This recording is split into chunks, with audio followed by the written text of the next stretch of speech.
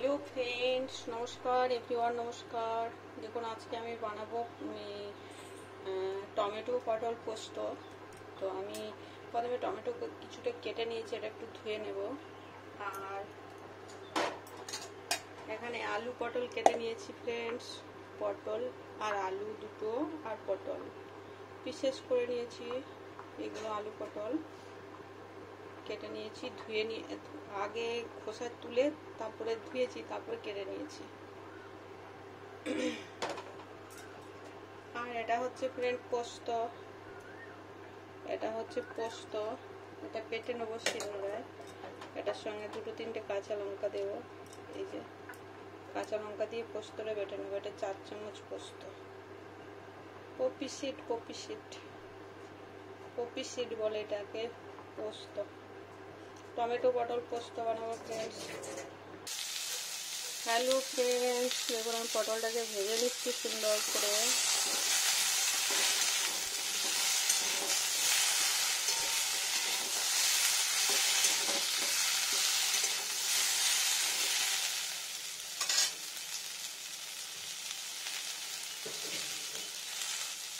Add করছি লবণ।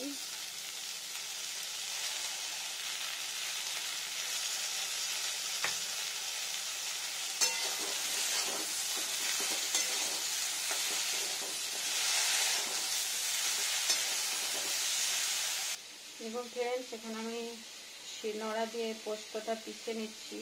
এটা পোস্ত। তো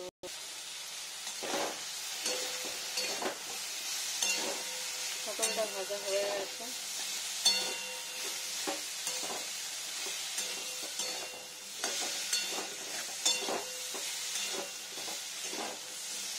ঢেলে দিই পটলটা।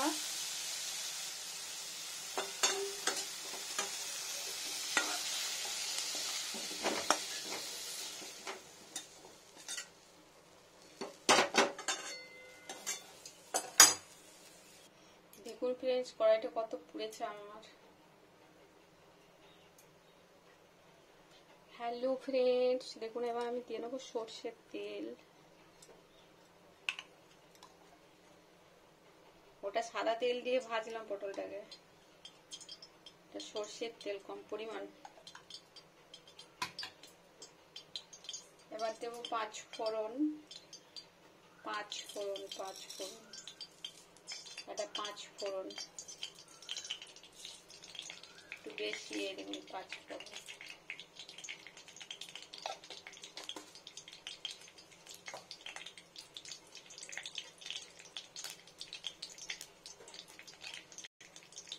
আর যেহেতু টমেটো দেবো ওই জন্য একটু সর্ষে ফোড়ন।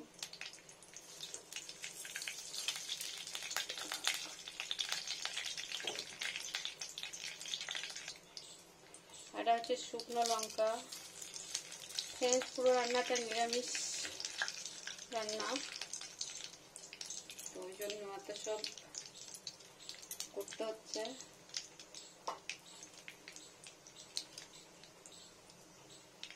খুব সুন্দর সুগন্ধি বা টমেটোটা দিয়ে নিলাম।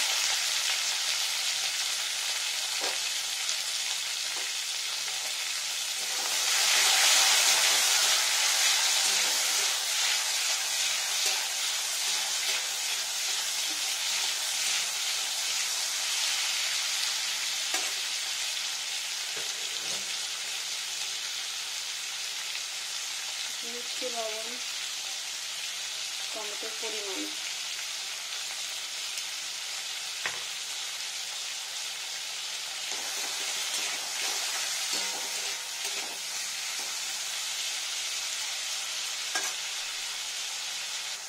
দেখুন ফ্রেন্ডস, টমেটোটা ভাজা ভাজা হয়ে যাচ্ছে না, সুন্দর টমেটোটা ভাজা ভাজা হয়ে যাচ্ছে।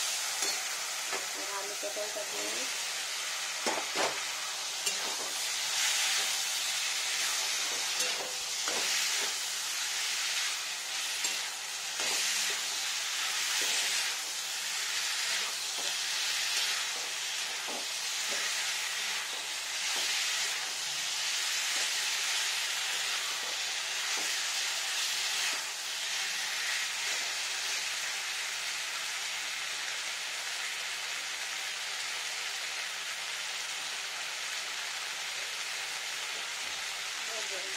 জল দিয়ে নেব।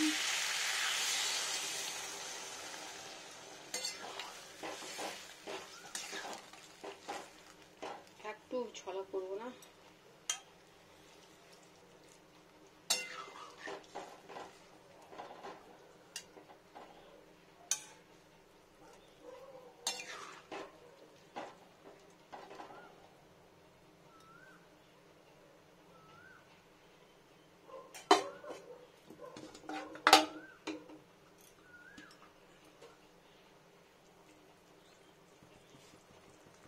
এবার ঢেকে দেবো ফ্রেন্ডস। দেখুন ফ্রেন্ড, পোস্তটা আমি শিলনোড়া দিয়ে পিষে নিলাম, খুব সুন্দর। আর আমি তলায় ন্যাকড়া দিয়েছি, কেননা এটা নড়ে, শিলনোড়াটা বসতে চায় না ঠিকঠাক, ওই জন্য। আর পোস্তটা দেখুন 6 বার ঘুরিয়ে নিলাম, 5-6 বার, সুন্দর মিহি করে পেস্ট বানিয়ে নিলাম একটা পোস্তটা। এটা তুলে নেব, উঠিয়ে নিয়ে এখান থেকে। দেখুন ফ্রেন্ডস, ঢাকাটা আমি তুলে নিচ্ছি। খুব ফোটানোর দরকার নেই, খুব গলে গেলেও ভালো লাগবে না।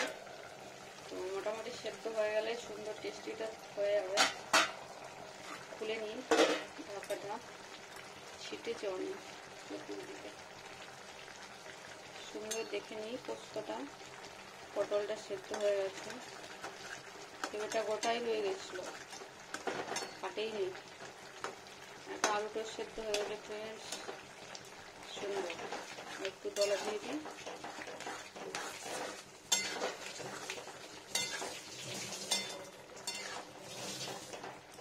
একটা ঝিঙে ছিল, পটল বেশি।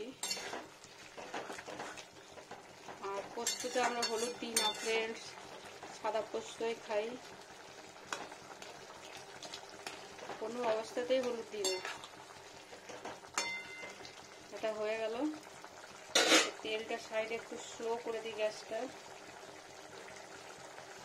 আর আমি পোস্তটা পেস্ট বানিয়ে নিয়েছি, দেখুন কত সুন্দর পোস্ত বেটে নিলাম শিলনোড়া দিয়ে। এটা পোস্ত বাটা।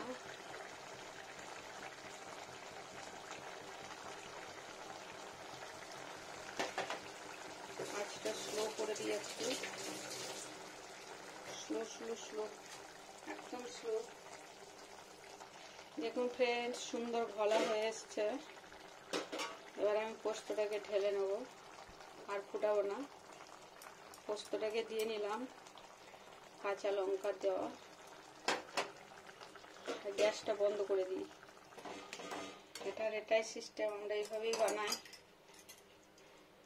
আর পোস্তটা ফুটতে দেওয়া যাবে না ফ্রেন্ডস, তাহলে কাঁচা পোস্তর গন্ধটা চলে যাবে। এবার এটাকে দোলা দিয়ে দিই, দোলা দিয়ে দিয়ে সুন্দর একটা ঘোলা মতো জিনিস তৈরি হয়ে যাবে। ওটাই খেতে টেস্টি।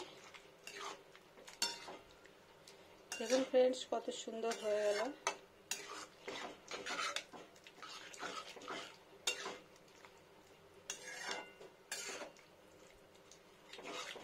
কন্টিনিউ এভাবে পাক খাওয়াতে হবে।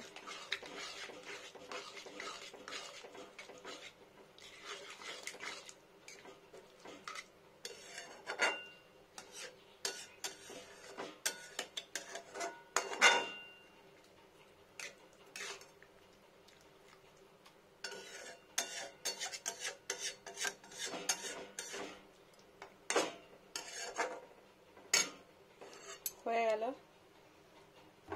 রান্নাটা কমপ্লিট ফ্রেন্ডস। দেখুন কত সুন্দর হয়ে গেল পোস্ত। তুলে দেখাই।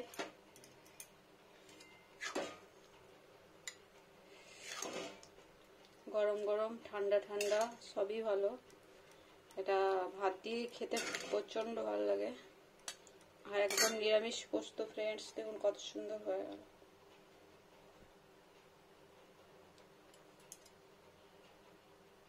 কত হয়েছে দেখুন।